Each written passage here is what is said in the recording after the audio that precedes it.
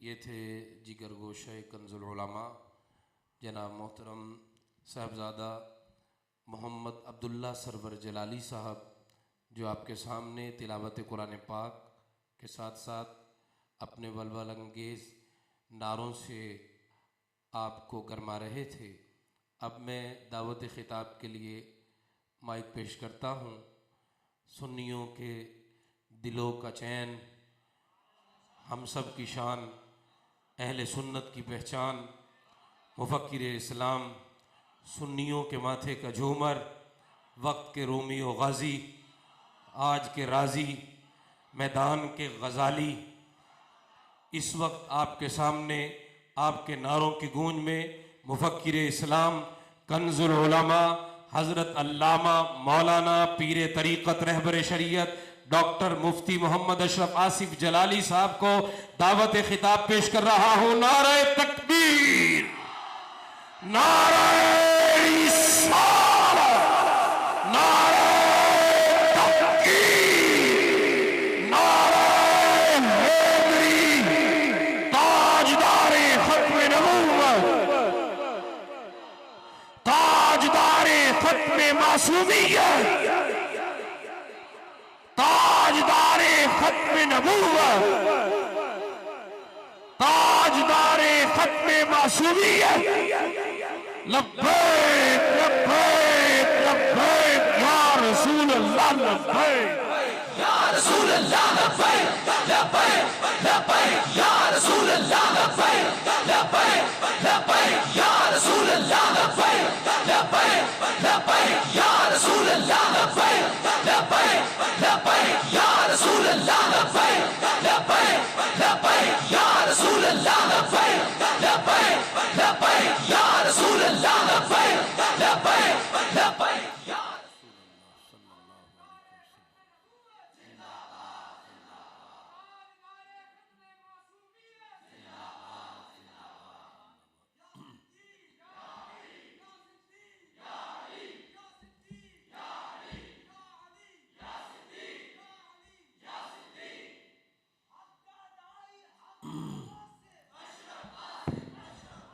بسم اللہ الرحمن الرحیم۔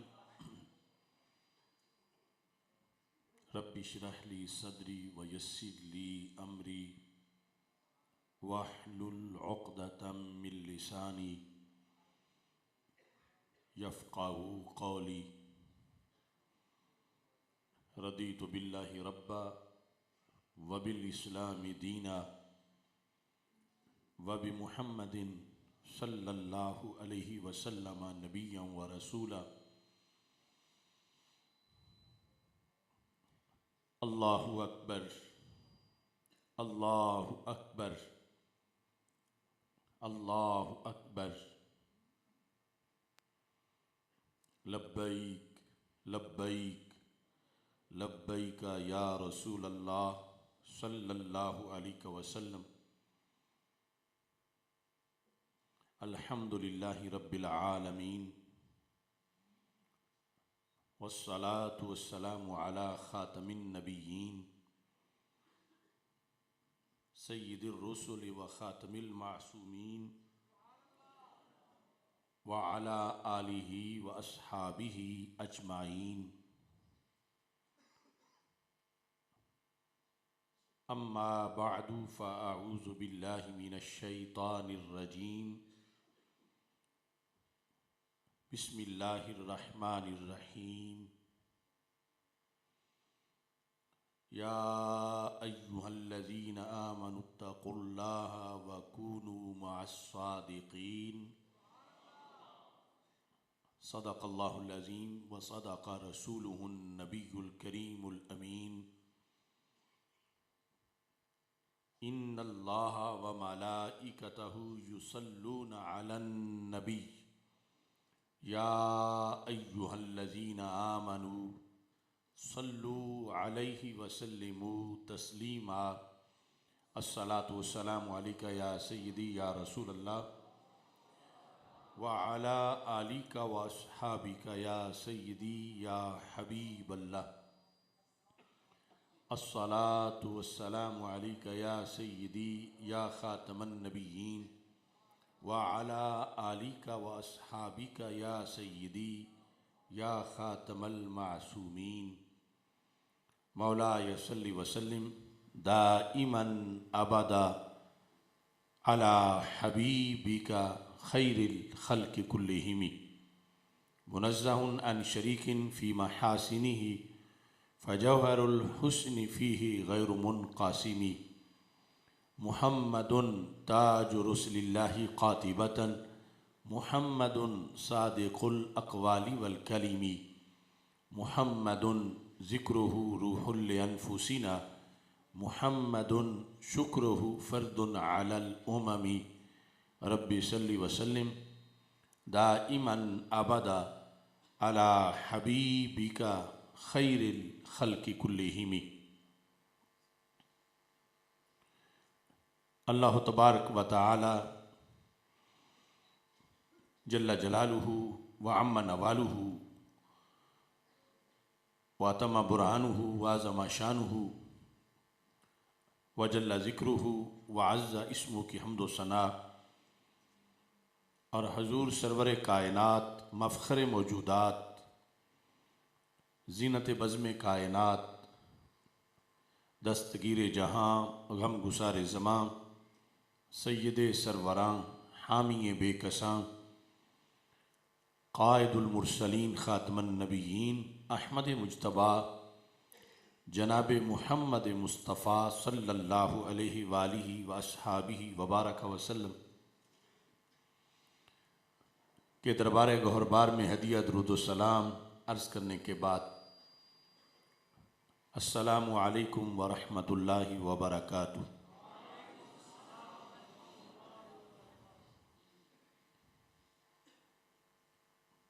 رب ذوالجلال کے فضل اور توفیق سے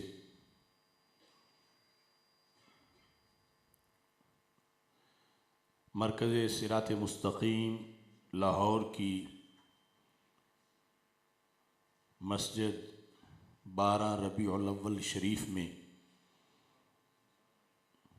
صدائے حق کنونشن کا انعقاد کیا جا رہا ہے.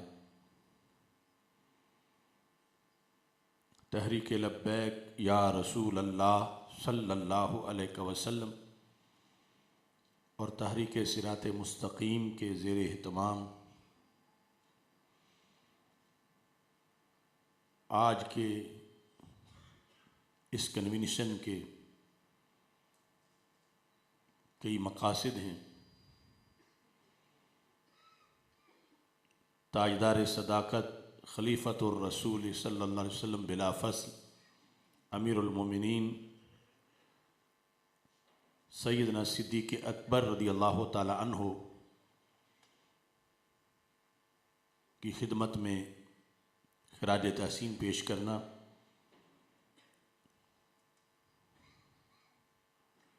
اور 20 فروری کو انشاءاللہ جو آل پاکستان سنی کانفرنس منعقد ہوگی اس کی تیاریوں کے سلسلہ میں منصوبہ بندی کرنا اور دیگر کرنٹ ایشوز کے لحاظ سے اس کنونشن کا انعقاد کیا جا رہا ہے. آپ جتنے حضرات قرب و جوار سے دور دراز سے وقت نکال کے یہاں رونق افروز ہوئے یا مختلف شہروں میں مختلف ممالک میں جو بذریعہ انٹرنیٹ ہمارے ساتھ اس وقت اس پروگرام میں شریک ہیں، اللہ سب کی کاوشوں کو اپنے دربار میں قبول فرمائے اور رب ذوالجلال ہمیں یہ کنونشن زیادہ سے زیادہ با مقصد بنانے کی توفیق عطا فرمائے.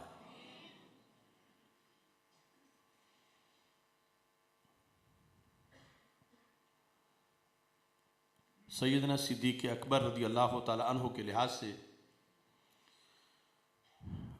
جس موضوع کی طرف مفتی محمد زاہد نعمانی جلالی اشارہ کر رہے تھے، سیدنا صدیق اکبر رضی اللہ تعالی عنہ کی افضلیت کا قطعی ہونا اور اجماعی ہونا، اس پر انشاءاللہ مکمل سیمینار اس جمعہ کو گوجرانوالہ کی سرزمین پہ ہوگا۔ مرکز صراط مستقیم گوجرانوالہ جامع مسجد رضا مجتبیٰ میں دن 1 بجے اس کا آغاز ہوگا، اور تفصیلاً اس موضوع کو بیان کیا جائے گا اور منکرین کے شکوک و شبہات کو دور کرنے کی مکمل کوشش کی جائے گی۔ اس وقت میں صرف 2 حوالے کرمانی شرح بخاری کے لحاظ سے اس موضوع پہ پیش کرنا چاہتا ہوں۔ جلد نمبر 2 کرمانی، صفحہ نمبر 352، یہاں انہوں نے سیدنا صدیق اکبر رضی اللہ تعالی عنہ کے حالات لکھے، چونکہ بخاری شریف میں سب سے پہلے مقام پر یہاں حضرت ابوبکر صدیق رضی اللہ تعالیٰ عنہ کا تذکرہ کیا گیا، اور آگے پھر کئی مقامات آئے۔ یہاں یہ فضائل کا ذکر کرتے ہوئے بڑا قیمتی جملہ انہوں نے لکھا، جو ایک جملہ کوزے میں دریا بند نہیں بلکہ کئی سمندر انہوں نے بند کیے، اور وہ جملہ اس کا ابلاغ کرنا چاہیے۔ امام کرمانی لکھتے ہیں کہ سیدنا صدیق اکبر رضی اللہ تعالی عنہ کے فضائل کتنے ہیں، کہتے ہیں وَلَا يُحِيطُ بِفَضَائِلِهِ إِلَّا عِلْمُ اللَّهِ تَعَالَى، کہ سیدنا صدیق اکبر رضی اللہ تعالی عنہ کے فضائل کا احاطہ صرف اللہ کا علم ہی کر سکتا ہے۔ لا يحیط بفضائلہ الا علم اللہ تعالی، اللہ کا علم اور اللہ کی طرف سے رسول پاک صلی اللہ علیہ وسلم کو جو عطا ہے اس کی نفی نہیں، یعنی یہ بتایا جا رہا ہے کہ عام مخلوق گننے پہ آئے تو ایک ہے فضائل کا اظہار، ایک ہے نفس الامر میں فضائل، اگرچہ سب کا اظہار نہ ہوا اور ایسا موقع نہ بنا کہ سب کا اظہار کیا جاتا زبان رسالت سے، لیکن ایک ہے فضائل کا ہونا، ایک ہے فضائل کا اظہار ہونا، یہ 2 جدا جدا چیزیں ہیں۔ تو کل فضائل ہیں کتنے، اس بارے میں انہوں نے لکھا اگرچہ ان میں سے کچھ کا اظہار ہوا اور بہت سے فضائل کا اظہار نہ ہوا، لیکن فضائل ہیں کتنے، لا یحیط بفضائلہ الا علم اللہ تعالی۔ یہ مختصر سا جملہ سب کو زبانی یاد ہونا چاہیے، لا یحیط بفضائلہ الا علم اللہ تعالی، کہ سیدنا صدیق اکبر رضی اللہ تعالی عنہ کے فضائل کا احاطہ کرنا، مکمل فضائل جس بیان میں آ جائیں، جس علم میں آپ کے سارے فضائل ہیں، وہ علم رب ذوالجلال کا علم ہے۔ اور اسی کرمانی میں 356 صفحے پر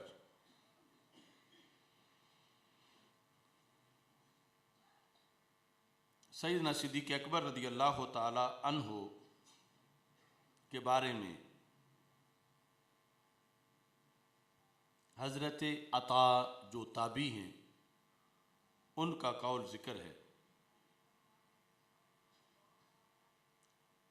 اور پھر حضرت مکحول کا. یہ ایک فقہی مسئلہ ہے کہ آگ پہ پکی ہوئی چیز کھا لیں تو کیا نئے سرے سے وضو کرنا چاہیے یا نہیں کرنا چاہیے. الوضو مما مست النار، اور شرح معانی الاثار اور دیگر جو کتب ہیں ان میں کئی صفحات جانبین کے دلائل پر موجود ہیں. ترجیح اس کو ہے کہ آگ پہ پکی ہوئی چیز کھا لینے سے وضو نہیں ٹوٹتا. اگرچہ بعض چیزیں چکنائی والی ہوں تو پھر کلی کر لینی چاہیے، لیکن بہرحال وضو برقرار رہتا ہے. گرم دودھ پی لیا یا اور کوئی چیز آگ پہ پکی ہوئی تناول کی تو وضو نہیں ٹوٹتا. لیکن ٹوٹنے پر بھی ایک طبقہ موجود ہے جن کے پاس دلائل بھی ہیں، لیکن ترجیح یہ ہے کہ نہیں ٹوٹتا. یہاں اس موضوع کو جب ذکر کیا گیا تو مکحول جو ہیں بہت بڑے امام ہوئے ہیں. مکحول ان کا یہ موقف تھا کہ آگ پہ پکی ہوئی چیز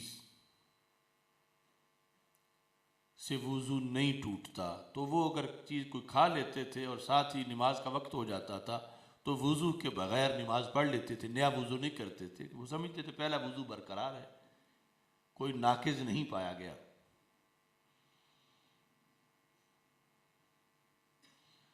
اور عطا جو ہیں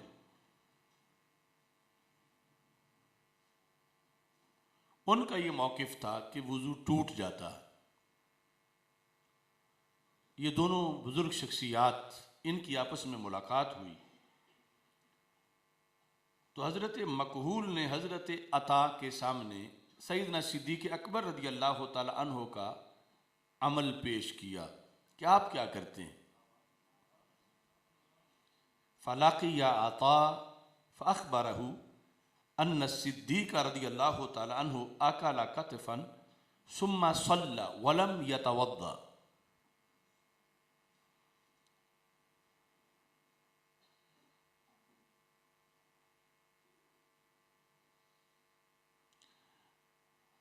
یعنی اس میں بیان میں تھوڑا سا فرق اس طرح سمجھو، بیان اس طرح کے جو مذاہب ہیں اس میں جو حضرت مکحول تھے ان کا مذہب یہ تھا کہ وہ کوئی چیز گرم کھاتے تھے تو وضو کرتے تھے. یعنی ان کا مذہب وضو کرنا تھا کہ گرم چیز آگ پہ پکی ہوئی کھائیں تو وضو ٹوٹ جاتا ہے، جبکہ عطا کا یہ مذہب تھا کہ وضو نہیں ٹوٹتا. ان کی آپس میں ملاقات ہوئی تو حضرت عطا جو ہیں انہوں نے حضرت مکحول کو یہ بتایا کہ میں تو اس لیے اس موقف پہ ہوں کہ گرم چیز کھائیں تو وضو نہیں ٹوٹتا کہ حضرت صدیق اکبر رضی اللہ تعالی عنہ کو میں نے دیکھا، آپ نے ایک موقع پر گوشت تناول کیا اور اس کے بعد آپ نے نماز پڑھی اور نیا وضو نہیں کیا. تو جب حضرت صدیق اکبر رضی اللہ تعالی عنہ کو میں نے دیکھا اس عمل پر کہ آپ کا موقف یہ ہے کہ آگ پہ پکی ہوئی چیز کھا لیں تو وضو نہیں ٹوٹتا، تو میں نے بھی یہی موقف اپنایا ہوا ہے. یعنی میں حدیث کی شرح اس عمل میں دیکھتا ہوں، اور آگ پہ پکی ہوئی چیز کھا لوں تو میں سمجھتا ہوں کہ وضو نہیں ٹوٹا، اور اسی کے بعد میں نیا وضو کیے بغیر نماز پڑھ لیتا ہوں. جب مکحول جو ہیں حضرت مکحول انہوں نے حضرت عطا سے یہ بات سنی، موقف ان کا یہ تھا کہ آگ پہ پکی ہوئی چیز کھانے سے وضو ٹوٹ جاتا ہے، اور وہ وضو کے قائل تھے کہ کھا لیں تو پھر وضو کرنا ہے. اب انہوں نے سنا کہ سیدنا صدیق اکبر رضی اللہ تعالی عنہ تو آگ پہ پکی ہوئی چیز کھا لیں تو پھر بھی نیا وضو نہیں کرتے، پہلے وضو سے ہی نماز پڑھ لیتے ہیں. فَتَرَكَ مَكْحُولٌ الْوُضُوءَ، تو حضرت مکحول نے وضو ترک کر دیا، یعنی نیا وضو کرنا یہ چھوڑ دیا۔ اپنا موقف جو تھا ان کا کہ آگ پہ پکی ہوئی چیز کھائیں تو وضو ٹوٹ جاتا ہے، اس موقف کو ترک کر دیا اور یہ موقف بنا لیا کہ وضو نہیں ٹوٹتا۔ آپ سے کسی نے پوچھا فقیل لہ لما ترکت الوضوء، آپ نے کیوں چھوڑا؟ جبکہ دوسری طرف پہلے آپ کو پتہ ہے کہ حدیث میں اس طرح ہے، اور اب آ کے آپ نے چھوڑا اپنا موقف، تو کیوں چھوڑا؟ مقابلے میں جو احادیث تھیں وہ تو پہلے بھی تمہیں پتہ تھا کہ وضو نہ ٹوٹنے پر بھی حدیثیں موجود ہیں کہ رسول پاک صلی اللہ علیہ وسلم سے بھی یہ مروی ہے کہ آپ نے گوشت تناول کیا اور نیا وضو نہیں کیا، پہلے وضو سے ہی نماز پڑھی۔ تو اس پر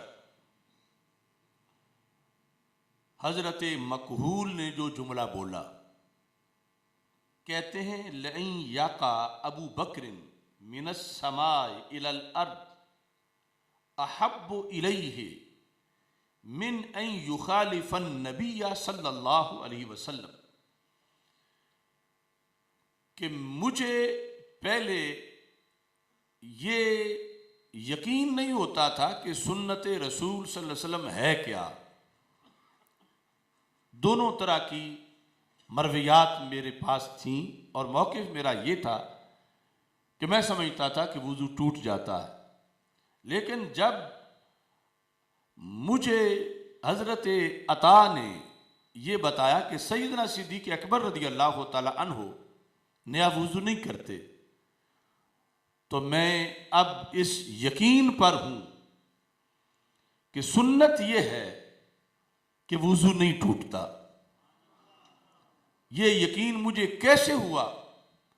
کہنے لگے کہ حضرت ابو بکر صدیق رضی اللہ تعالی عنہ کی ذات وہ ذات ہے کہ اگر آپ کو آسمان سے زمین پر گرا دیا جائے آپ یہ بات تو منظور کر لیں گے، مگر کبھی بھی خلاف سنت کو منظور نہیں کریں گے۔ لئن یقع ابو بکر رضی اللہ تعالی عنہ من السماء الى الارض احب الیہ من ان یخالف النبی صلی اللہ علیہ وسلم، کہ سیدنا صدیق اکبر رضی اللہ تعالیٰ عنہ کے نزدیک رسول پاک صلی اللہ علیہ وسلم کی مخالفت کرنا اتنا بڑا معاملہ ہے، اتنا بڑا معاملہ ہے کہ آپ یہ تو برداشت کر سکتے ہیں کہ آپ کو آسمان سے زمین پر گرا دیا جائے، مگر یہ نہیں برداشت کر سکتے کہ آپ کسی کام میں رسول پاک صلی اللہ علیہ وسلم کی مخالفت کریں۔ تو جب آپ وضو والے مسئلے میں نے یہ آپ کا موقف دیکھ لیا تو مجھے یقین ہو گیا کہ جو ابو بکر اتنی بڑی قربانی دے سکتے ہیں اور سنت کی خلاف ورزی نہیں کر سکتے، تو وہ اس مسئلے میں سنت کی خلاف ورزی کیسے کریں گے؟ تو اس بنیاد پر میں نے اس موقف کو تسلیم کیا۔ تو یہ دو باتیں آج کے اس موضوع کی مناسبت سے اس مختصر پروگرام میں آپ کے سامنے عرض کرنا چاہتا ہوں، اور دیگر اس موضوع کو جو افضلیت صدیق اکبر رضی اللہ تعالیٰ عنہ کی قطعیت ہے اس پر انشاءاللہ پورا مقالہ جو ہے وہ یہ جو جمعہ آ رہا ہے اس جمعہ کو گوجرانوالا میں جامع مسجد رضا مجتبیٰ میں انشاءاللہ پیش کیا جائے گا۔ دوسرے نمبر پر مکتوبات شریف سے آج کا موضوع تھوڑا سا بیان کرنا چاہتا ہوں، کیونکہ ہمارے اس دور میں پیری مریدی کی کئی اقسام بن چکی ہیں، اور جس مقصد کے لیے پیری مریدی تھی وہ مقصد الا ماشاء اللہ پس پشت ڈال دیا گیا۔ تو اس سلسلہ میں मुजद्दिद अल-फैसानी शेख अहमद सरहंदी फारूकी क़ुद्दस सिरुल अज़ीज़, आप सिर्फ पीर ही नहीं बल्कि लाखों पीरों के पीर हैं, और फिर इस लिहाज से मुमताज़ हैं कि आपने पीरी मुरीदी का पूरा निसाब लिखा कि पीरी मुरीदी है क्या, और निसाब भी इस साइज की 2 जिल्दों में लिखा, जो कि फ़ारसी और अरबी में लिखा, फिर उर्दू में, बल्कि इसका तर्जमा इंग्लिश में पूरी दुनिया में फैला। और आपके बाद जितने भी इन सदियों में वली आए, यानी अक्सरियत ने अपने मुरीदों की तरबियत के लिए ये मकतूब फिर पढ़ के सुनाए, और इनका बाकायदा दर्स दिया गया ताकि पीरी मुरीदी बेरहरवी का शिकार ना हो, और पीरी मुरीदी जिस मकसद के लिए, उस मकसद के लिए पीरी मुरीदी के खुतूत मुअय्यन किए गए। इस सिलसिला में हज़रत मुजद्दिद अल-फैसानी रहमतुल्लाह अलैह गुज़श्ता जो इज्तिमाई बैत थी उसमें भी मैंने एक मकाम पढ़ के सुनाया था। आज भी 2 जगह से ये पढ़ के सुनाना चाहता हूँ। मकतूब नंबर 67, नूरुल खलाइक हिस्से का नाम है, हिस्सा हफ्तम दफ्तर दोम, यानी दफ्तर दोम नूरुल खलाइक। इसमें आप ये लिखते हैं, खुब से एतिकाद के मुखालिफे मोतक़ादात अहले सुन्नत सम्मे कातिलस। खुब से एतिकाद मतलब है एतिकाद की खबासत, एतिकाद की खबासत यानी बुरा अकीदा, बद एतिकादी। ये क्या चीज़ है? कहते हैं खुब से एतिकाद के मुखालिफे मोतक़ादात अहले सुन्नत सम्मे कातिलस। सुन्नी अकायद से हटकर जो दीगर अकायद हैं उनका जो खुब्स है वो ज़हर कातिल है। यानी सुन्नी अकायद से हटकर जो बाकी अकायद हैं, यानी ये ना समझो कि वो भी तो अकायद ही हैं, वो भी तो कुरान और सुन्नत पढ़ते हैं, वो भी तो इस तरह करते हैं। आप फरमाते हैं अहले सुन्नत के मोतक़ादात से हटकर जो बाकी मोतक़ादात हैं वो ज़हर कातिल हैं कि बमौत अबदी व अज़ाब सरमदी बरसानन। ज़हर कातिल की 2 किस्में हैं। एक ज़हर कातिल वो है जिससे जान तो जाती है, ईमान नहीं जाता। तो मुजद्दिद साहब कहते हैं ये वो ज़हर कातिल है कि जिससे ईमान चला जाता है, और जिससे जान जाती है उससे तो सिर्फ ये जहान खराब हुआ, जान गई और आगे का नुकसान ना हुआ। लेकिन ये जो बद एतिकादी वाला ज़हर कातिल है ये क्या करता है? मुजद्दिद साहब कहते हैं कि बमौत अबदी, इससे दायमी मौत आती है। बाकी ज़हर जो ज़हर कातिल तो है मगर उससे दायमी मौत नहीं है, वो दुनिया के लिहाज से मौत है, फिर आगे बरज़ख में हयात है। इससे दायमी मौत आती है, यानी बरज़ख में भी अजाब वाली, और दायमी मौत व अजाब सरमदी और हमेशा का अजाब। वो जो वैसे ज़हर है जिससे जान जाती है, उससे जान तो जाती है, अजाब तो नहीं आता। अगर वो खुदकुशी ना करे, वैसे किसी को जहर दे दिया गया, उसे पता नहीं था, तो जान तो गई, लेकिन इसकी बुनियाद पर उसे अजाब तो नहीं है।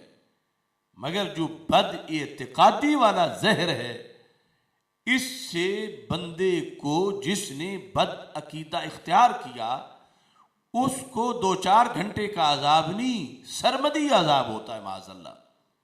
ہمیشہ کا عذاب اسے ہوتا ہے، اس ہمیشہ کے عذاب سے بچنے کے لیے سنی ہونا ضروری ہے کہ بندہ زہر قاتل سے بچے، تاکہ نہ اسے ہمیشہ کا عذاب ہو اور نہ اسے ہمیشہ کی موت ملے۔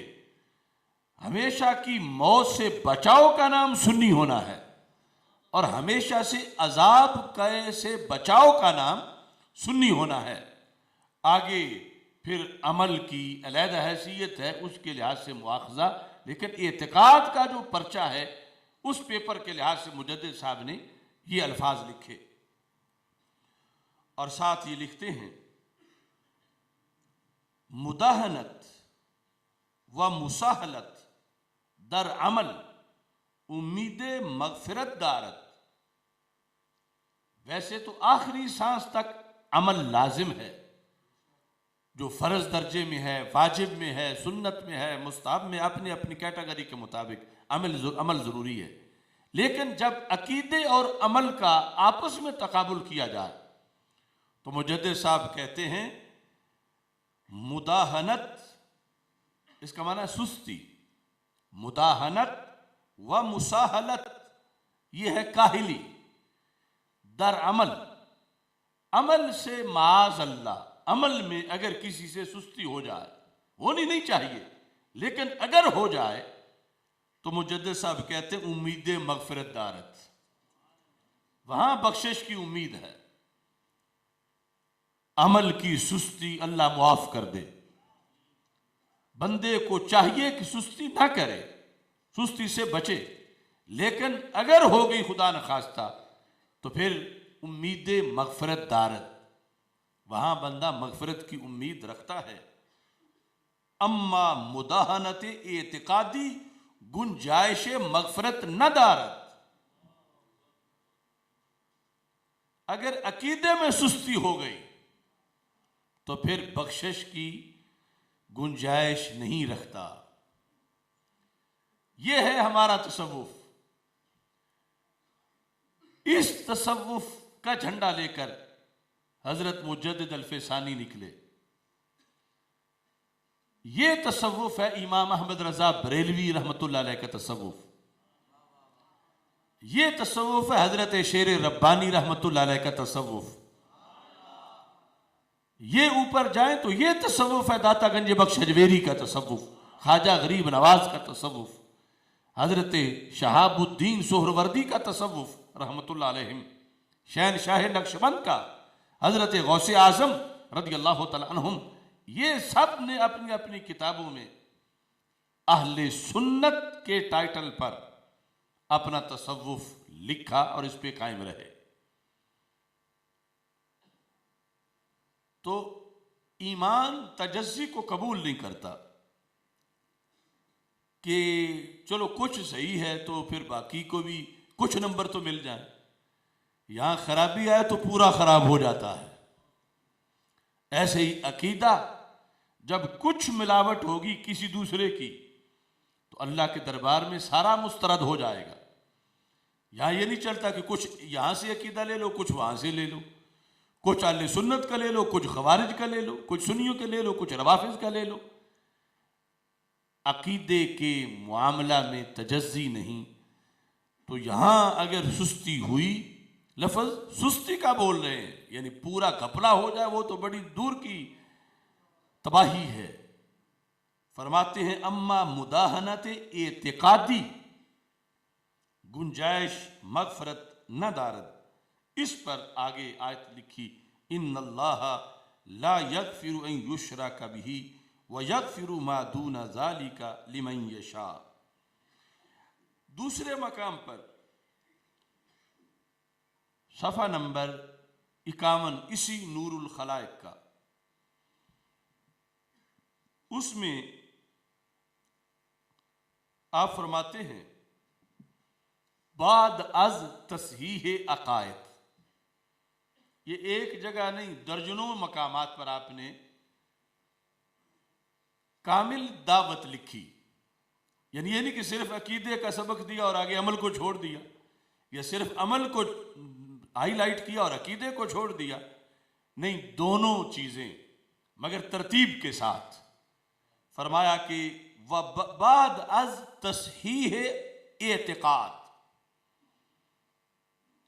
امتثال اوامر و انتہا از نواہی شرعیہ کا بعمل تعلق دارد نیز چارہ نبوت.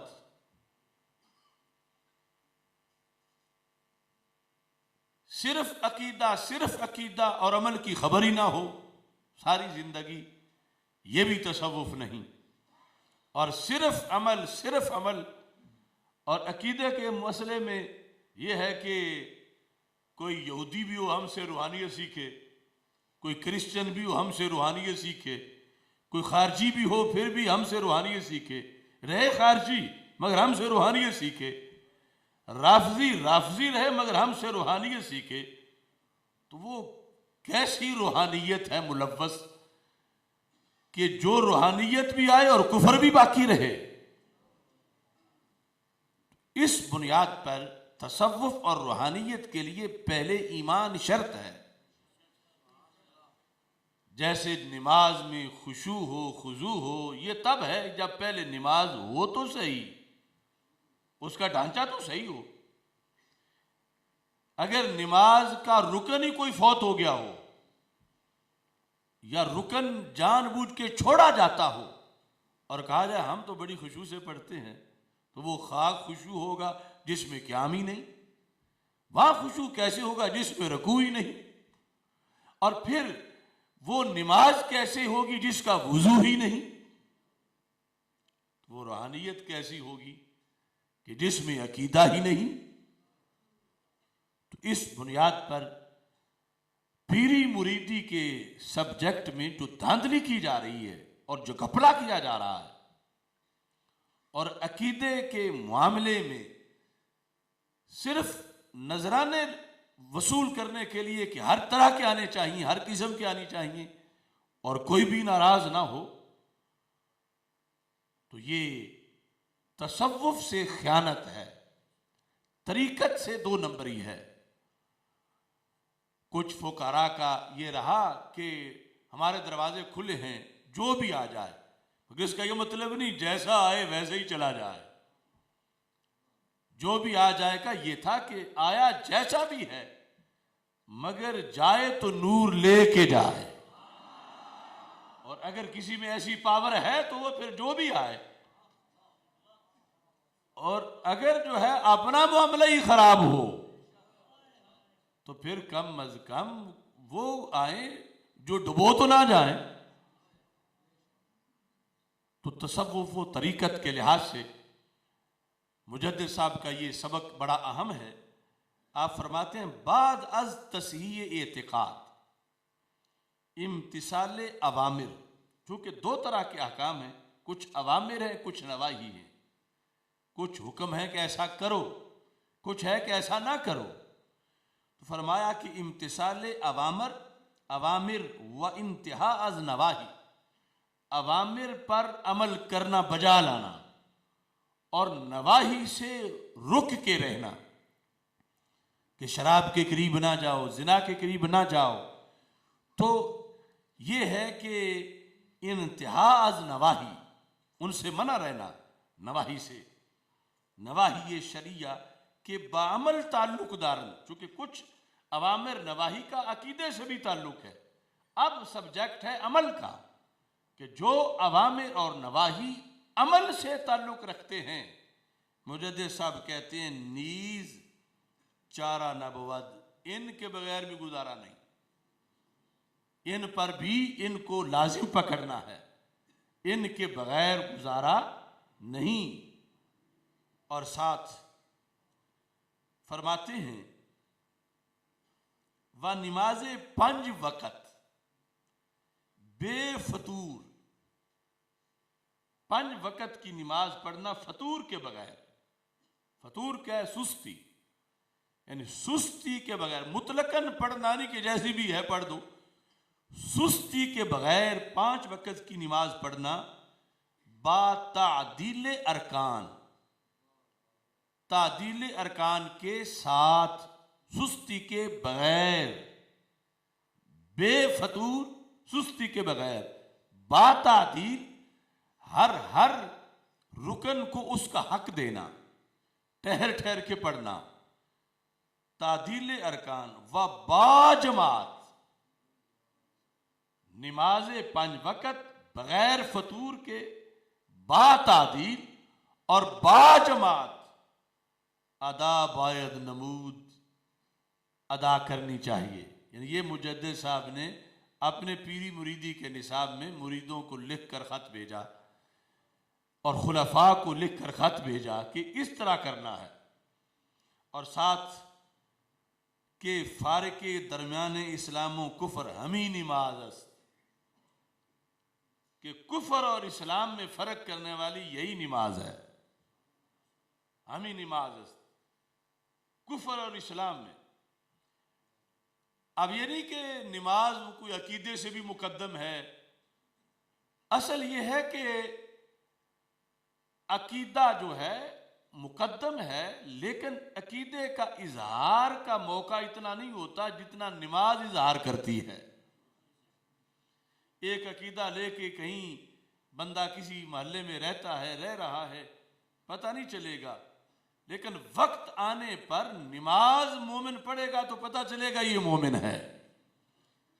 مومن چھپ نہیں سکتا، نماز نہیں چھپنے دیتی۔ اس واسطے یہ فرق کرتی ہے کفر اور اسلام کے درمیان، کہ مومن کہیں ہفتہ گزارے اور نماز ہضم کرتا رہے، یہ نہیں مومن سے ہوتا۔ ہو سکتا ہے باقی کسی معاملے میں اظہار کا وقت نہیں آیا، جب آئے گا پھر وہ بھی اظہار ضروری ہے، لیکن اب نماز تو دل کی ہوتی نہیں ہے، نماز قیام رکوع سجدے سے ہی ہوگی، اور پھر اس کے لیے جو شرائط ہیں ان کا اہتمام کرنا پڑے گا۔ نماز باہوش بندہ پڑھ سکتا ہے، جسے جغرافیہ بھی وہاں کا پتہ ہو کہ میں جہاں بیٹھا ہوں یہ مشرق کدھر ہے، مغرب کدھر ہے، شمال کدھر ہے، جنوب کدھر ہے، قبلہ کدھر ہے، پھر میں بیٹھا ہوں یہ فجر ہے یا عشاء ہے، یہ ساری چیزیں نماز کے لیے ضروری ہیں۔ تو اس بنیاد پر یعنی مومن جو ہے اس کے لیے نماز بہت سی چیزوں کو مستلزم ہے۔ ایسا نہیں کہ جس کو کبھی ہوش ہی نہیں آیا اور اسے ہی کمال سمجھا جائے کہ یہ حضرت صاحب تو مہینہ مہینہ بھی ہوش ہی رہتے ہیں۔ شریعت چاہتی ہے کہ مومن باہوش ہو، اور یہ نہیں کہ حضرت صاحب سال کے بعد ہی غسل کرتے ہیں، شریعت چاہتی ہے ہر وقت مومن پاک ہو۔ یہ ہے تصوف، یہ ہے طریقت۔ فرمایا کہ یہ جو نماز میں نماز کا اہتمام کرے، کیونکہ ہمیں نماز جتنا فرق نماز کرتی ہے اتنا اور کوئی شے نہیں کرتی ان وجوہ کی بنیاد پر۔ اور ساتھ فرماتے ہیں وَچوں ادائے صلاۃ بر وجہ مسنون میسر شد، حبل متین از اسلام بدست آمد۔ اگر مسنون طریقے پر کوئی بندہ نماز پڑھ رہا ہے، وہ اللہ کا شکر ادا کرے، اس کو اسلام کی پختہ رسی مل گئی ہے۔ حبل متین، کہ اب ایسے نہیں ڈگمگائے گا، نمازی ہے اعتقاد صحیحہ کے بعد، تو اس کو مضبوط رسی مل گئی ہے۔ زیرا کہ نماز اصل دوئم است از اصول پنجگانہ۔ پھر ترتیب کو ذہن میں رکھا، فرمایا نماز دوسرا اصل ہے، جو 5 بنیادیں ہیں اسلام کی، ان میں سے دوسرا اصل نماز ہے، دوسری بنیاد۔ وَأَصْلِ اول ایمان با خدا و رسول خدا است۔ پہلی بنیاد ہے اللہ اور اللہ کے رسول صلی اللہ علیہ وسلم پر ایمان رکھنا ہے، لانا بھی اور برقرار بھی رکھنا، یعنی اس حدیث کی طرف اشارہ ہے بنی الاسلام علی خمس۔ تو اس میں ساتھ یہ ارشاد فرماتے ہیں وَأَصْلِ دوئم نماز است، دوسری اصل نماز ہے۔ اصل سیوں ادائے زکوٰۃ است، اس کی طرف بھی توجہ ہونی چاہیے۔ یعنی بہت سے نمازی ایسے ہیں کہ زکوٰۃ کو اپنا نصاب ہی نہیں سمجھتے کہ وہ بھی فرض ہے اگر نصاب پایا گیا، اور پھر کہتے ہیں اصل چہارم روزہ ہے ماہ رمضان است، رمضان کے روزے اصل چہارم، وہ اصل پنجم حج بیت اللہ است، پانچویں اصل حج بیت اللہ ہے، اصل اول با ایمان تعلق دارت، پانچ ذکر کر کے پھر واپس لوٹے، ان پانچ میں سے جو پہلی چیز ہے، پہلی اصل، پہلی جڑ، پہلی بنیاد، اس کا تعلق ایمان کے ساتھ ہے، اور ساتھ ہی و اصول اربع باعمال تعلق دارن، اور جو باقی چار ہیں بعد والے، یہ اعمال سے یہ اصول تعلق رکھتے ہیں۔ جامع ترین جمی عبادات و فاضل ترین ایہاں نماز، ان چاروں میں سے جو سب سے جامع ہے اور سب سے فضیلت والی عبادت ہے وہ نماز ہے۔ اب اس کے بعد آگے مزید اس کی وضاحت ہے، لیکن یہ ایک مختصر سا سبق ہے تصوف کا جو مکتوبات شریف میں حضرت مجدد الفسانی رحمہ اللہ تعالیٰ نے اپنے مریدوں کو دیا ہے۔ لبیک یا رسول اللہ، لبیک لبیک لبیک یا رسول اللہ، لبیک لبیک لبیک یا رسول اللہ، لبیک لبیک لبیک یا رسول اللہ، لبیک لبیک لبیک یا رسول اللہ، لبیک لبیک لبیک یا رسول اللہ، لبیک لبیک لبیک یا رسول اللہ، لبیک۔ اب اس میں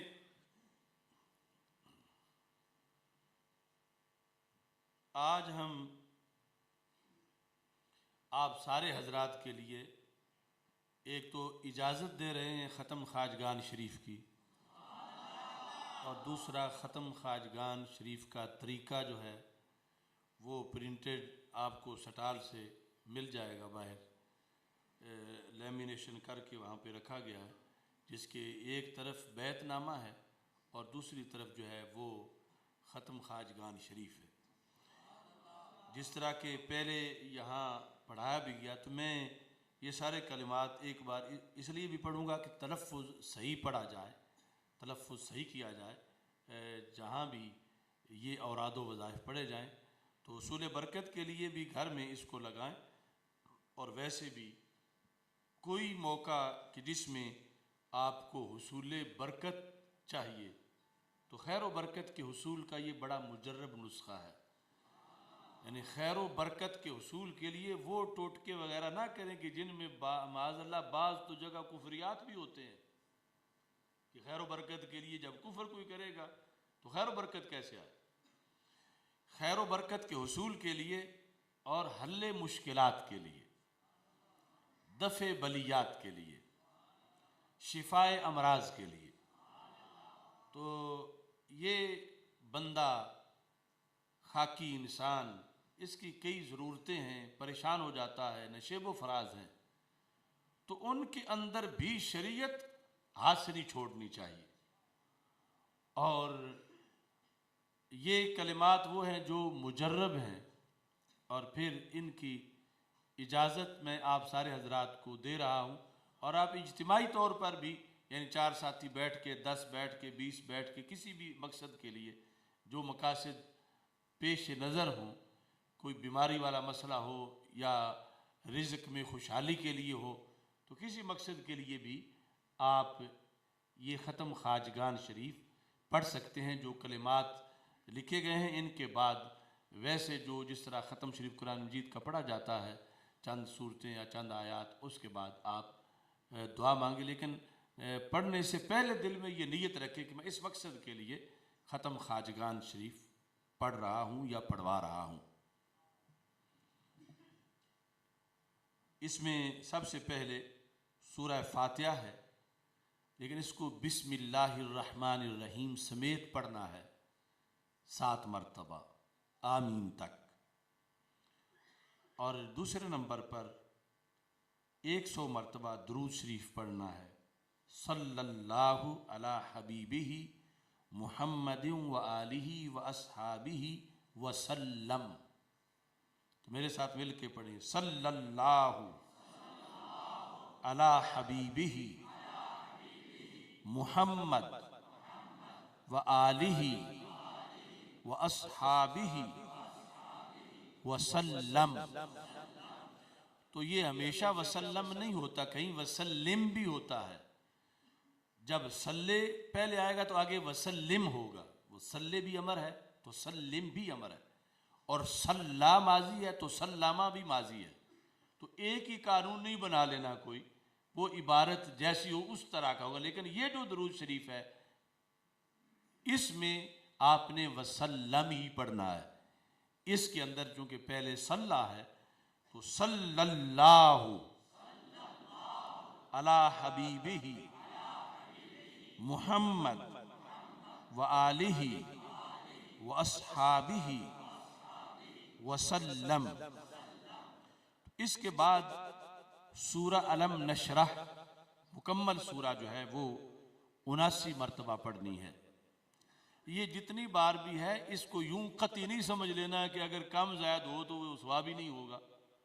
یعنی یہ جو فگر لکھا گیا ہے وہ ایک مجرب اندازہ ہے، لیکن وہ نص قطعی نہیں کہ اس کو یوں سمجھا جائے کہ اگر کم ہو گیا تو پھر تو وہی کچھ نہیں، یا اگر زیادہ ہو گیا تو غلط ہو گیا۔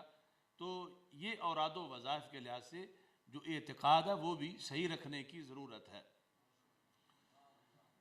اچھا جی، چوتھے نمبر پہ پھر درود شریف، یہی صلی اللہ علی حبیبہ محمد و آلہ و اصحابہ وسلم 100 مرتبہ۔ اس کے بعد سورہ اخلاص، قل هو اللہ احد اللہ الصمد لم یلد ولم یولد ولم یکن لہ کفوا احد، تو یہ 1000 مرتبہ۔ اس کے بعد ہے یا قاضی الحاجات، اے حاجتوں کو پورا کرنے والے، یا قاضی الحاجات، یا قاضی الحاجات، یا قاضی الحاجات، یا قاضی الحاجات، یہ 100 مرتبہ ہے۔ یا کافی المہمات، یا کافی المہمات، یا کافی المہمات۔ مہم یعنی اہم کام، اہم چیز۔ یہ اردو میں بھی ہم مہم کا لفظ بولتے ہیں، مہمتن کی جمع مہمات، یعنی نہایت جو مشکل پیچیدہ کام ہے اس کے لیے جو ذات کافی ہے اسے پکارا جا رہا ہے۔ یا کافی المہمات، یہ کس کو کہہ رہے ہیں؟ اللہ کو، کہ اے اللہ تو مہمات کے لیے کافی ہے۔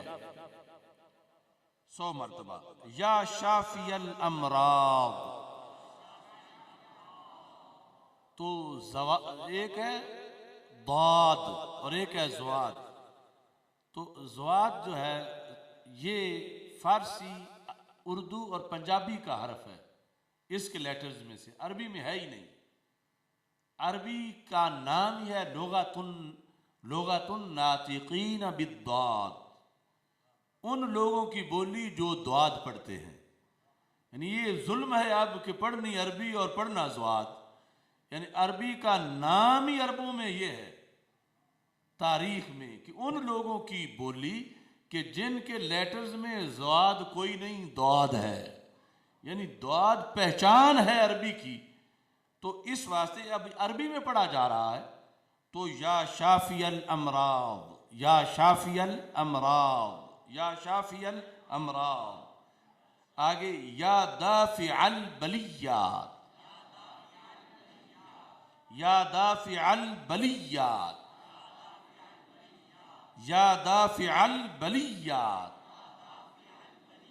یعنی اے بلاؤں کو دفع کرنے والے۔ تو یہ سارا جو ہے اس میں معنی ذہن میں ہونا چاہیے اور خیال بھی حاضر ہونا چاہیے۔ یعنی ذکر کے وقت سستی جو ہے وہ مزید بندے کا نقصان کر دیتی ہے۔ یعنی جس ذات کو بلا رہے ہیں، جس کے سامنے جو مقصد رکھنا ہے، ادھر دھیان ہی نہیں، دھیان کہیں اور ہے، اور وہ ذات جانتی ہے کس کا دھیان ہے یا نہیں، تو پھر عدم توجہ پر نقصان بھی ہو سکتا ہے۔ تو دھیان سارا اس طرف رکھنا ہے۔ اور ایسے ہی درود شریف کے وقت دھیان جو ہے سارا دربار رسالت صلی اللہ علیہ وسلم میں رکھنا ہے۔ یا حل المشکلات، یا حل المشکلات، یا حل المشکلات، اس کا معنی اے مشکلوں کو حل کرنے والے۔ تو کچھ لوگ یہ سمجھتے شاید یہاں لفظ حل مصدر ہے، حل، تو یہ یہاں مصدر نہیں، صفت مشبہ ہے۔ جس طرح لفظ رب، رب مصدر نہیں، رب جو رب العالمین، تو جیسے رب فعل صفت مشبہ ہے، ایسے حل بھی صفت مشبہ ہے۔ یعنی یہاں یہ پڑھنے کی ضرورت نہیں یا محلل المشکلات، وہ محلل میں معنی غلط بن جائے گا کہ تحلیل شرعی اور غیر شرعی اور وہ جو نکاح والے معاملات میں ہوتا ہے۔ تو یہ ہے یا حل المشکلات، اور یوں بھی نہیں یا احل المشکلات، یا حل المشکلات۔ تو یہ حل رب کی طرح صفت مشبہ ہے، یعنی یہ سارے صفت کے صیغے ہیں، قاضی ہو، کافی ہو، دافع ہو، شافع ہو، ایسے ہی آگے مفتح آ رہا ہے، تو سارے صفت کے صیغے ہیں، کوئی صفت مشبہ ہے، کوئی فاعل ہے۔ تو یہاں پر یا حل المشکلات، آگے ہے یا مفتح الابواب، یا مفتح الابواب، یا مفتح الابواب، اے دروازے کھولنے والے، یعنی جو بھی مراد ہے اس کے دروازے بند ہیں۔ رزق کا مسئلہ ہے، دروازے بند ہیں، اولاد کا مسئلہ ہے، دروازے بند ہیں، علم کا مسئلہ ہے، دروازے بند ہیں، تو یہ ہوگا یا مفتح الابواب، یعنی اے دروازے کھولنے والے۔ یا دلیل المتحیرین، یا دلیل المتحیرین، یا دلیل المتحیرین۔ متحیر وہ بندہ لغوی طور پر کہ ایک جگہ چوک ہے، بورڈ لگا ہوا نہیں، اور بندہ اجنبی ہے، اسے نہیں پتا کہ اب دائیں جانا ہے، بائیں جانا ہے، سامنے جانا ہے، رستے وہاں کئی نکل رہے ہیں، ہو سکتا ہے 4 ہی نہیں 7 ہوں، 7 سرا ہو یا اس سے بھی بڑھ کر ہو، تو وہاں اب بندہ پریشان ہے کدھر جاؤں، اور پھر اگر رات کا وقت بھی ہو، موسم ٹھنڈا بھی ہو، تو فکری طور پر اس سے بھی بڑی مشکلات ہو سکتی ہیں۔ تو جب بندہ الجھن کا شکار ہے تو اسے ضرورت ہے کہ اس کی رہنمائی ہو، تو یہ کہتا ہے یا دلیل المتحیرین، اے متحیر لوگوں کو رستہ دکھانے والے، ان کی دلیل جس کی روشنی سے انہیں پتہ چلتا ہے کہ جانا کدھر ہے، دنیا میں اللہ کی رضا والا رستہ کون سا ہے۔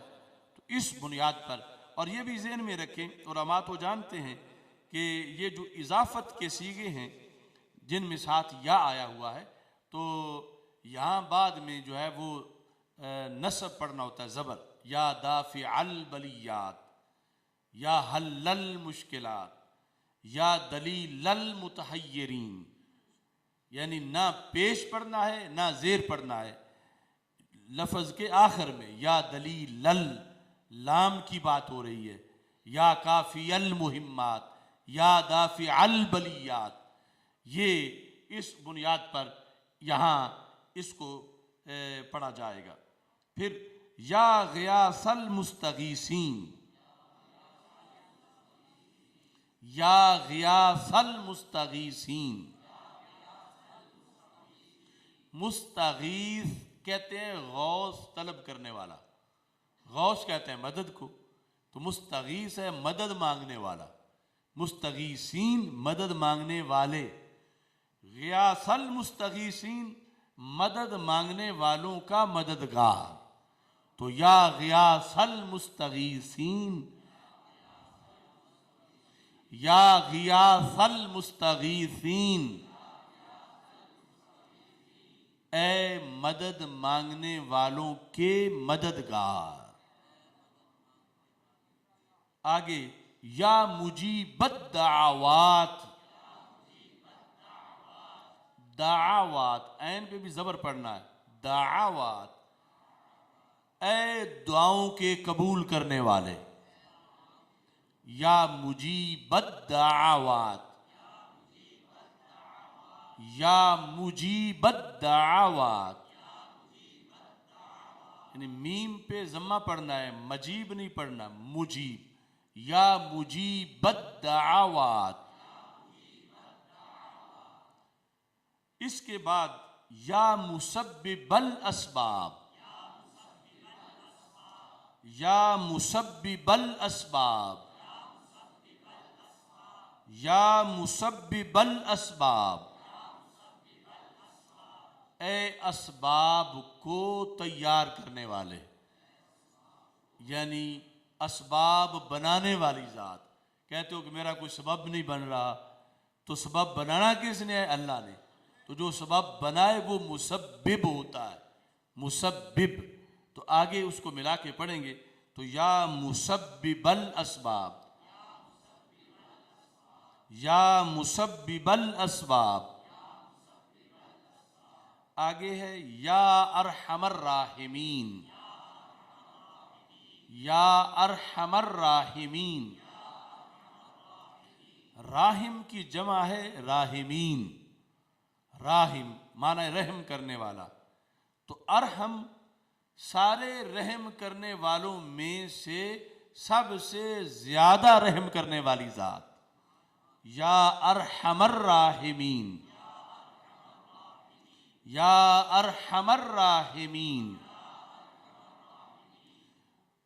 تو یہ سب جو ہیں ان کی تعداد ساتھ لکھی ہوئی ہے 100 مرتبہ، باقی وقت کے لحاظ سے وہ دیکھا جا سکتا ہے، اور فرائض اور واجبات یہ نہ ہو کہ ختم پڑھتے پڑھتے فرض رہ جائیں، تو یہ ساری چیزیں جو ہیں وہ ذہن میں رکھنی ہیں۔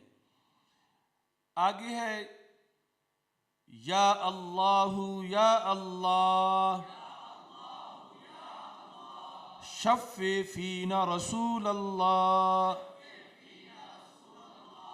یا اللہ یا اللہ شفع فینا رسول اللہ، یا اللہ یا اللہ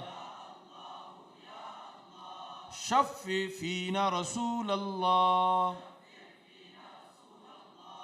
تو اللہ تعالیٰ کے جتنے نام ہیں ہر نام کی بڑی برکت ہے، مگر لفظ اللہ کی سب سے بڑھ کے برکت، یہ اسم اعظم ہے، اور بیک وقت اللہ کی کروڑوں شانیں بیان کرنی ہوں تو اللہ کہنے سے بیان ہو جاتی ہیں۔ مثلا یا رحیم کہیں تو ایک شان بیان ہوئی، یا علیم کہیں تو ایک شان بیان ہوئی، یا خبیر کہیں تو ایک شان بیان ہوئی، لیکن یا اللہ کہیں تو بیک وقت کروڑوں شانیں بیان ہو، اتنا جامع نام ہے۔ اور پھر الوہیت اور توحید کے لحاظ سے یہی ہر دور میں توحید کے لیے بولا گیا، جس پر ہم نے سیمینار کیے کہ ہمیشہ یہ کلمہ رہا توحید کا حصہ، لا الہ الا اللہ، کبھی بھی ایسا نہیں رہا لا الہ الا الکریم، لا الہ الا الخبیر، لا الہ الا الستار، لا الہ الا الغفار، وہ سارے رب کے نام ہیں، مگر توحید اس سے بیان ہوتی ہے، لا الہ الا اللہ۔ تو یہ خصوصی ورد ہے کہ جس میں پھر اللہ سے دعا کرنے کے بعد اسے درخواست کی جاتی ہے کہ ہمارے رسول حضرت محمد مصطفیٰ صلی اللہ علیہ وسلم کی دعا اے اللہ ہمارے حق میں قبول فرما۔ یعنی سرکار نے جو امت کی شفاعت کر رکھی ہے، فرمایا لِكُلِّ نَبِيٍّ دَعْوَةٌ مُسْتَجَابَةٌ، ہر نبی کی ایک دعا خصوصی کوٹے کی دعا ہے جو ضرور قبول ہوتی ہے۔ فَتَعَجَّلَ كُلُّ نَبِيٍّ دَعْوَتَهُ، ہر نبی نے وہ دعا مانگ لی اپنے مشکل لمحات میں کسی مقصد کے لیے۔ فرمایا انی اختبأت دعوتی، میں نے وہ چھپا کے رکھی ہے، جو خاص کوٹے کی دعا رب نے دی میں نے اپنے کسی مشکل وقت میں اپنے لیے نہیں مانگی، میں نے چھپا کے رکھی۔ کیوں؟ شفاعتا لامتی الی یوم القیامہ۔ تو اختبأت شفاعتا مفعول لہو ہے کہ میں نے امت کے شفاعت کے لیے چھپائی ہوئی ہے، یعنی میں نے نہ مانگی ہے نہ ابھی مانگوں گا، قیامت تک کی جو پوری امت ہے اس کے لیے میں وہ شفاعت کے لیے مانگوں گا۔ تو اس کے لحاظ سے پھر امتی کہہ رہا ہے شفع فینا رسول اللہ، کہ اے اللہ رسول پاک صلی اللہ علیہ وسلم جو ہماری شفاعت فرمانے والے ہیں، اس دعا کی شکل میں یا اس کے علاوہ مختلف امور میں آپ کی طرف سے جو شفاعت ہے وہ تو قبول فرما۔ شفع فینا کا مطلب ہے سرکار کی طرف سے کی گئی شفاعت کو منظور فرما، ہمارے بارے میں جو شفاعت ہے رسول پاک صلی اللہ علیہ وسلم کی اس کو قبول فرما۔ یہ بھی 100 مرتبہ ہے۔ یا صاحب اللطف الخفی، تو صاحب اللطف خفی یہ اللہ کی ذات ہے۔ یا صاحب اللطف الخفی بک نستجیر و نکتفی، یا صاحب اللطف الخفی بک نستجیر و نکتفی، یا صاحب اللطف الخفی بک نستجیر و نکتفی۔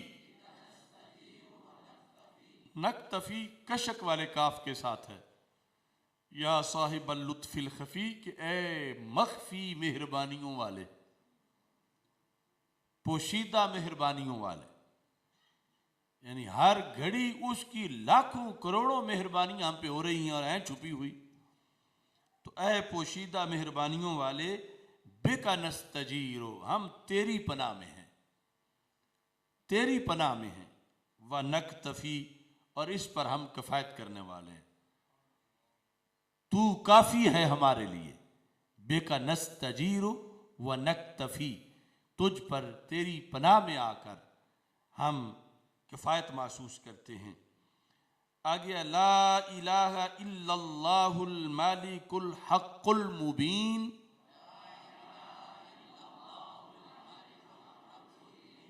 محمد الرسول اللہ شفیع المذنبین۔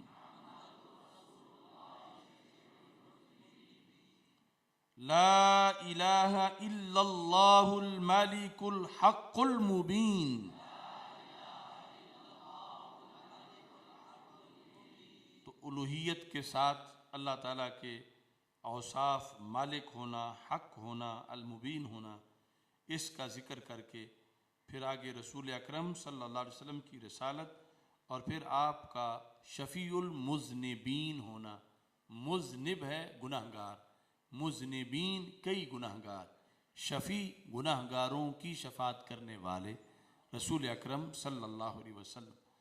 تو یہ جو مواجہ شریف ہے ان جالیوں پر بہت سی تبدیلیوں کے باوجود ابھی تک یہ برقرار ہے، اور ادھر جو حجرہ نبویہ کا غلاف ہے اس سارے غلاف پر بھی یہی لکھا ہوا ہے، یہ مقدس کلمہ جو ہمارے ورد کا آخری حصہ ہے۔ تو یہ آپ سب حضرات کو اس کی اجازت ہے اور اس کو پڑھنا بھی ہے، اور باقی احباب نے کئی بار کہا اور آج اس کا بھی اعلان کر رہا ہوں کہ انشاءاللہ تبارک و تعالی لاہور میں ہر انگریزی مہینے کے آخری اتوار کو نماز ظہر کے بعد، یعنی یہاں ماہانہ ختم خواجگان شریف ہوا کرے گا انشاءاللہ تبارک و تعالی، تو اس میں جو قریب والے حضرات ہوں وہ شریک ہوں، تو یہ انگریزی مہینے کا جو آخری اتوار ہے اس میں ظہر کے بعد ختم خواجگان شریف پڑھا جائے گا، اور جو بھی کسی کے مقاصد ہیں، مقاصد حسنہ کے لیے، اس میں وہ ضرور شریک ہوں۔ اس کے ساتھ ایک دعا جو ہے وہ سارے خطباء بھی پڑھیں تقریروں کے شروع میں یا بعد میں، نمازوں جماعتوں کے بعد، اور عام سارے حضرات بھی پڑھیں۔ اس کی ہم پوسٹ بھی لگوا دیں گے، اور یہ بھی لازمی سمجھنی ہے، اپنا وظیفہ سمجھ کے اس کو پڑھنا ہے۔ اب میرے ساتھ مل کے پڑھ لیں، اللہم ثبتنا علی معتقدات اہل السنہ والجماعہ، اللہم ثبتنا، اس کا معنی اے اللہ ہمیں ثابت رکھ، کس پر؟ عقیدہ اہل سنت پر۔ اللہم ثبتنا علی معتقدات اہل السنہ والجماعہ، یہ آگے ملا کے پڑھنا ہوگا تو پھر والجماعت، لیکن جب وقف کرنا ہے تو والجماعہ۔ اللہم ثبتنا علی معتقدات اہل السنہ والجماعہ وامتنا فی زمرتہم واحشرنا معہم۔ یہاں تک یہ دعا مکمل ہوتی ہے، وامتنا فی زمرتہم واحشرنا معہم، اللہم ثبتنا علی معتقدات اہل السنہ والجماعہ وامتنا فی زمرتہم واحشرنا معہم۔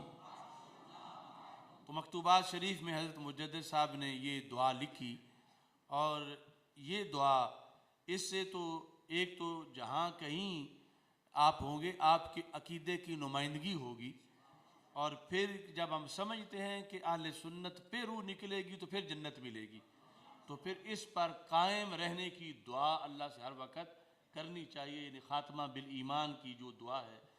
اور ساتھ وَأَمِتْنَا فِي زُمْرَتِهِمْ، اے اللہ جب بھی فوت کرنا تو اسی جماعت میں، فی زمراتہم سنیوں کی جماعت میں، فی زمراتہم ان کے زمرہ میں، سنیوں کی جماعت میں اے اللہ موت دینا، وَحْشُرْنَا مَعَهُمْ، اور قیامت کے دن اسی جماعت میں ہمارا حشر کرنا، وَحْشُرْنَا مَعَهُمْ، کہ قیامت کے دن اسی میں ہمارا حشر ہو، ہمیں اور کسی گروپ میں شامل نہ کیا جائے۔ تو یہ یعنی جامع دعا ہے جو مانگنے میں اصل مقصد سب سے پہلا تو خود اس میں جو ہے کہ یہ ہمارا مقصد پورا ہو کہ ہم اہل سنت پر قائم رہیں اور اسی پر موت آئے، اور پھر قیامت کے دن اسی میں ہمارا شمار ہو۔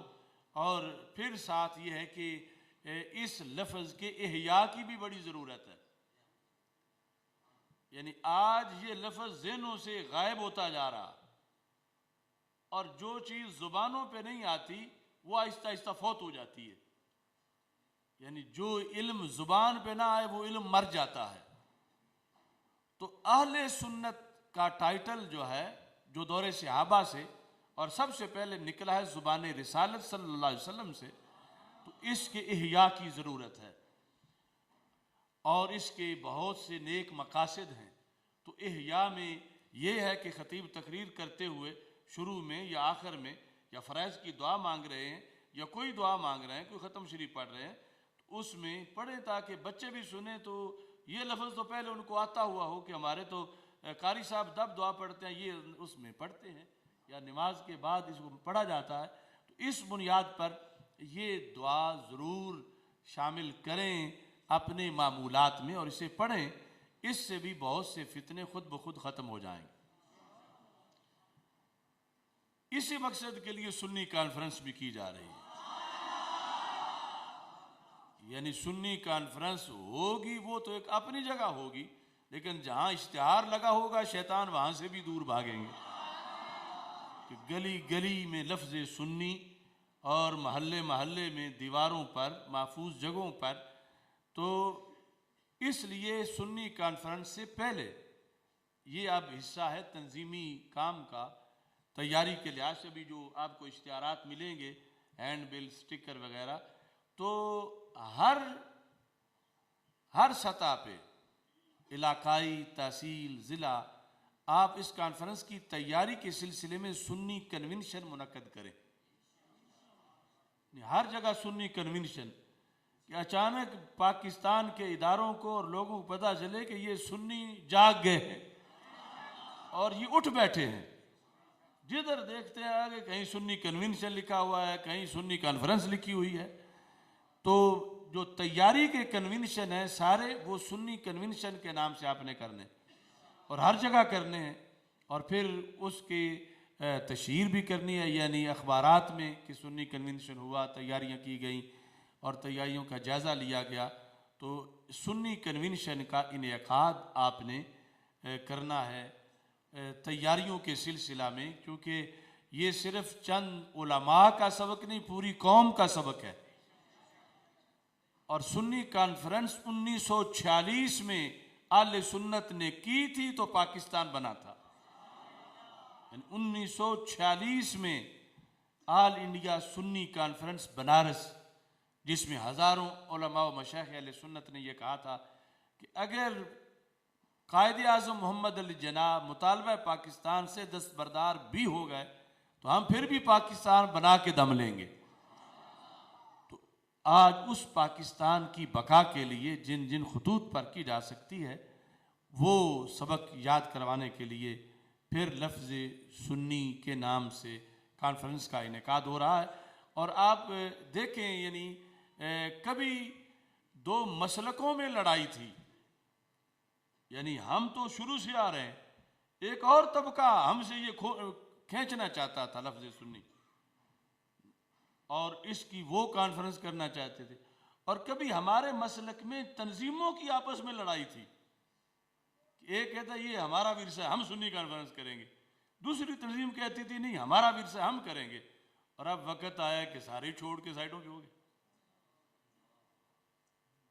یعنی جو جھگڑتے تھے کہ سنی کانفرنس ہمارا تنظیمی ورثہ ہے، ہم کریں گے، ہم اوروں کو نہیں کرنے دیں گے، وہ یوں یعنی مسلک کی پختگی سے آہستہ آہستہ اثرات دائیں بائیں کے ہوئے کہ اب انہیں یہ یاد ہی نہیں کہ جس پر ہم جھگڑتے تھے وہ نام بھی زندہ رکھنا ہے۔ اس پر بڑی بڑی لڑائیاں ہوئیں تنظیموں کی، اور ہماری تاریخ کی پاکستان سے پہلے وہ سنی کانفرنس مراد آباد ہو، سنی کانفرنس پٹنہ ہو، سنی کانفرنس بنارس ہو، اور اس کے بعد کی سنی کانفرنس ملتان ہو یا سنی کانفرنس لاہور ہو یا مختلف، اب ایسا سینیریو بنا ہے کہ کسی کی ادھر توجہ ہی نہیں کہ یہ بھی ہماری تاریخ تھی، کیونکہ سنی کہلوانا، اس پر فخر کرنا جو تھا وہ اسباب مٹتے گئے۔ کچھ لوگوں کو اس لفظ سے تکلیف ہوتی ہے، کچھ فرقوں کو انہیں پسند نہیں کہ یہ لفظ اجاگر ہو، تو انہوں نے کچھ اپنے یار بنائے اور آہستہ آہستہ کر کے وہ نئی بھول بھلیوں میں چلے گئے اور یہ سبق یاد ہی نہیں رہا۔ تو اس واسطے آپ سمجھے کہ کتنا ضروری ہے اس ٹائٹل کو اجاگر کرنا۔ وہ جو فریب خوردہ ہے وہ آپ سے جھگڑیں گے کہ اب اس کی کیا ضرورت تھی، یہ کیا ہے، کوئی کہے گا یہ فرقہ واریت تم پھیلانا چاہتے ہو، کوئی کہے گا کچھ کرنا چاہتے ہو، تو آپ یہ سمجھ سکتے ہیں کہ اس بندے کے لحاظ سے کہ ضرور پٹھیاں میں کچھ کھا گیا. تو اس واسطے یہ چیز بھی جو ہے وہ ذہن میں رکھنی ہے. باقی چونکہ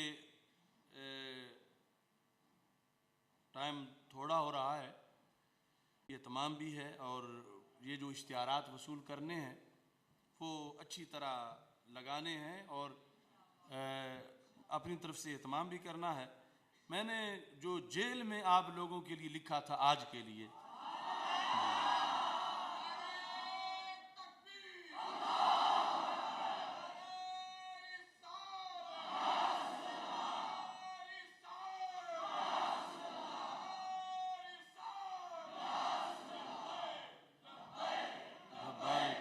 رسول اللہ لبیک لبیک یا رسول اللہ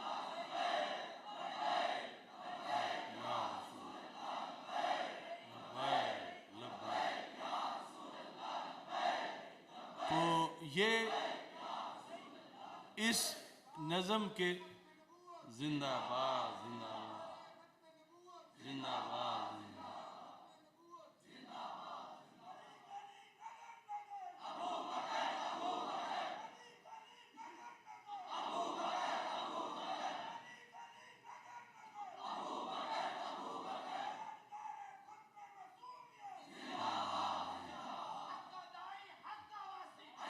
اچھا، یہ جو ہے نظم پیر جلال الدین شاہ،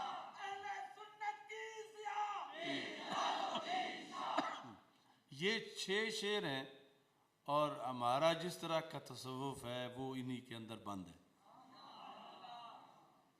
مزاج عشق میں نرمی کی گنجائش نہیں ہوتی. یہ چکی کی گرمی ہے. مزاج عشق میں نرمی کی گنجائش نہیں ہوتی، دیار عشق میں عاشق کو آسائش نہیں ہوتی. مزاج عشق میں نرمی کی گنجائش نہیں ہوتی، دیار عشق میں عاشق کو آسائش نہیں ہوتی. ہماری بزم میں آنے سے پہلے فیصلہ کر لو، ہماری بزم میں آنے سے پہلے فیصلہ کر لو. یہاں پہ کھوکھلے لوگوں کی افزائش نہیں ہوتی.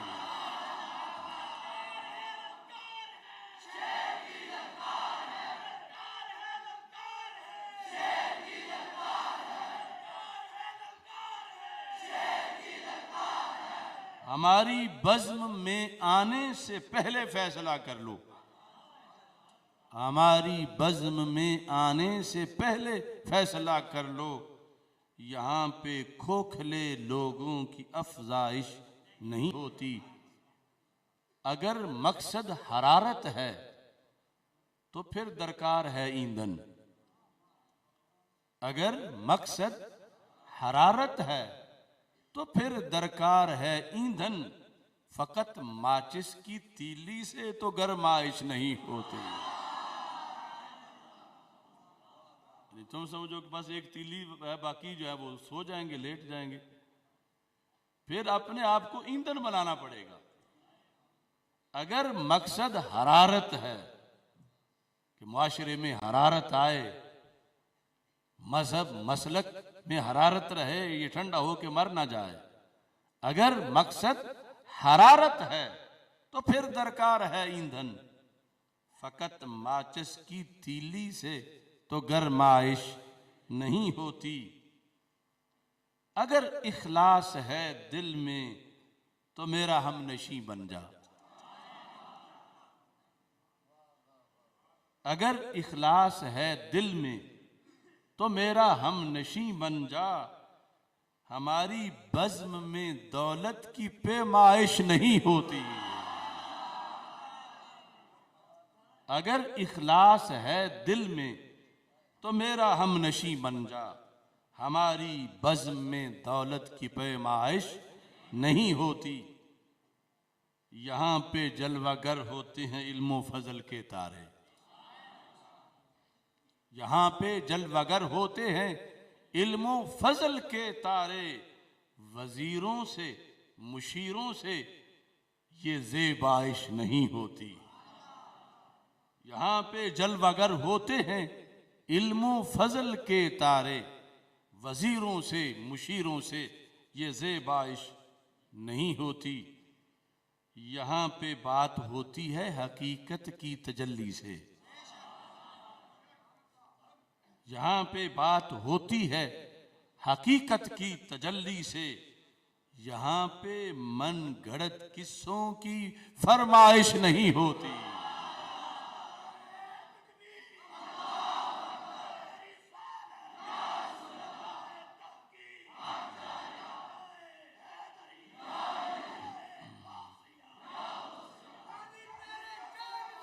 بے شمار بے شمار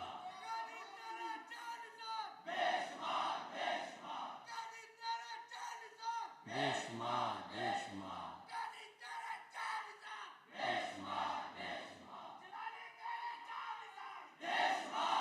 اب ٹائم تھوڑا ہے تو ایک ضروری وضاحت بھی کرنا چاہتا ہوں. کراچی میں جس ملعون نے توہین کی، یعنی ہر قسم کی توہین،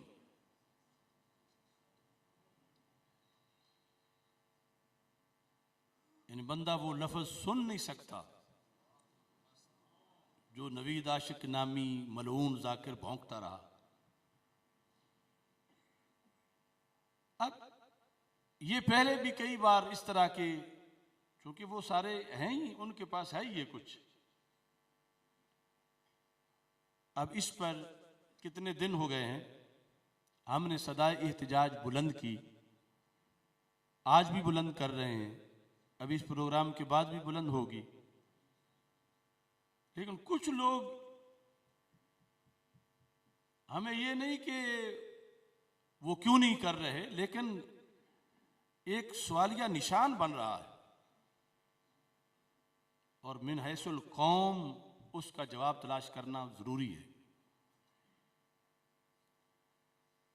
گستاخ فرانس کا ہو اس مسئلے پر بولنا، اگرچہ وہ ابھی تک باقی ہے، قرض ہے ایک، وہ چھوٹی بات نہیں، بہت بڑی بات ہے. مگر کراچی کا گستاخ اللہ کو گالیاں دے، قرآن کو گالیاں دے، وہ امر ذلیل ہو یا عاشق نوید عاشق ملعون ہو، وہ سرکار کی صاحبزادیوں کو گالیاں دے، وہ صدیق و عمر رضی اللہ تعالیٰ عنہما کو گالیاں دے، ذات رسول علیہ السلام کو گالیاں دے، اور پھر من حیث الجماعت چپ کا روزہ رکھ لیا جائے. کیا یہ ناموس رسالت نہیں ہے؟ یہ تقدیس الوہیت، کیا اللہ کا کوئی حق نہیں بندوں پر؟ کیا اہل بیت اطہار رضی اللہ تعالیٰ عنہم اور صحابہ کرام رضی اللہ تعالیٰ عنہم کی عزت و ناموس پہ پیرا دینا، کیا یہ ہمارے فرائض میں سے نہیں ہے؟ اس بنیاد پر قوم کو یہ سوچنا چاہیے کہ آزمائش ہر وقت کی ہے اور ہر قسم کے گستاخوں کے لحاظ سے ہے. اور ووٹ ایک عارضی سی چیز ہے. اے طائر لاہوتی، اس ووٹ سے موت اچھی. آج جس پرچی کی وجہ سے کچھ لوگ گونگے ہو گئے ہیں، گستاخوں کے خلاف بول نہیں رہے، کہ بلدیاتی الیکشن آ رہا ہے اور یہ ہو رہا ہے وہ ہو رہا ہے. اے طائر لاہوتی، اس ووٹ سے موت اچھی جس ووٹ سے آتی ہو پرواز میں کوتاہی. لہذا اہل سنت کو ہر قسم کی چیزیں بالائے طاق رکھتے ہوئے اپنا ریکارڈ درست رکھنا چاہیے، اور اب بھی صدائے احتجاج بھرپور طریقے سے بلند کرنی چاہیے، اور حکومت کو گھٹنے ٹیکنے پر مجبور کرنا چاہیے کہ یہ مسلسل ایسا ہو رہا ہے. کتنے ملعون ہیں اب حامد رضا سلطانی کا کیس چل رہا تھا، خطرہ تھا انہیں کہ اس کی ضمانت جو ہے وہ کینسل ہوگی تو ایران بھگایا گیا. اس لیے ہم کہتے ہیں لا سعودی لا ایران، کہ انہوں نے صحابہ کی گستاخوں کو پناہ دی ہوئی ہے ایران والوں نے. پھر وہ آصف رضا علوی ہے، امجد جوہری ہے، سیف علی ملونہ ہے، عمر ذلیل ہے، کس کس کا نام لیں. تو اس واسطے ہمارا مطالبہ ہے کہ ان تمام گستاخوں کو پھانسی دو، ان تمام گستاخوں کو، ان تمام گستاخوں کو.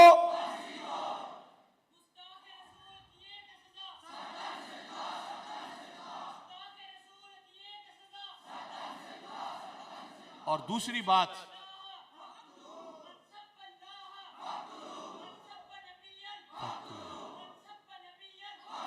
تو یہ بات بھی ذہن میں رکھیں.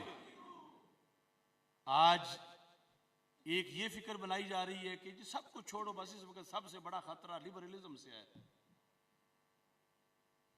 تو یہ کبھی سوچا ہے کہ لبرلزم ہے کیا؟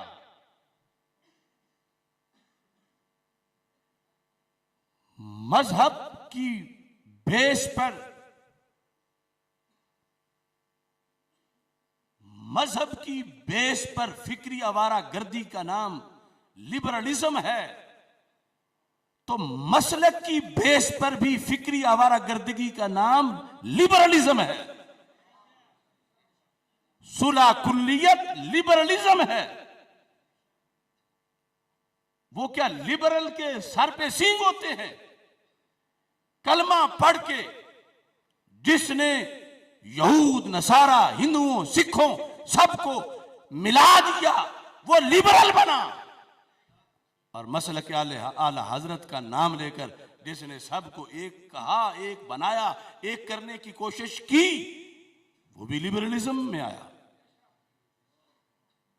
آج عجیب بات ہے، جو خود لبرل بنے ہوئے ہو گئے، ہم لبرل کے خلاف جہاد کر رہے ہیں. لبرل کے خلاف جہاد کرے گا وہ جس کے ہاتھ میں مسلک اعلی حضرت کا جھنڈا ہے.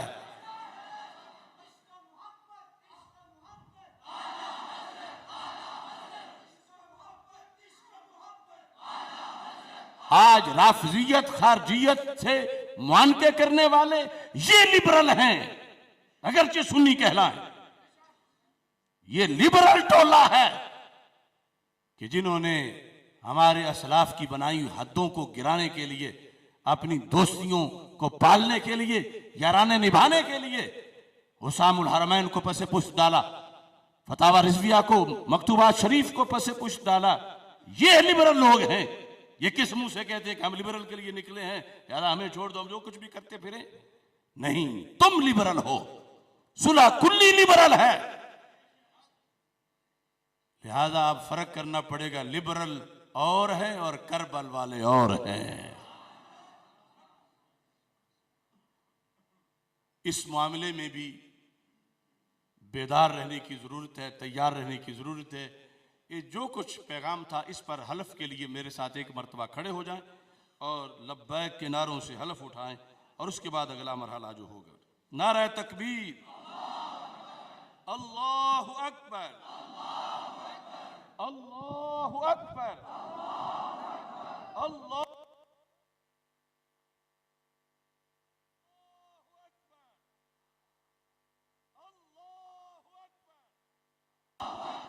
اللہ اکبر، اللہ اکبر، اللہ اکبر، اللہ اکبر، اللہ اکبر.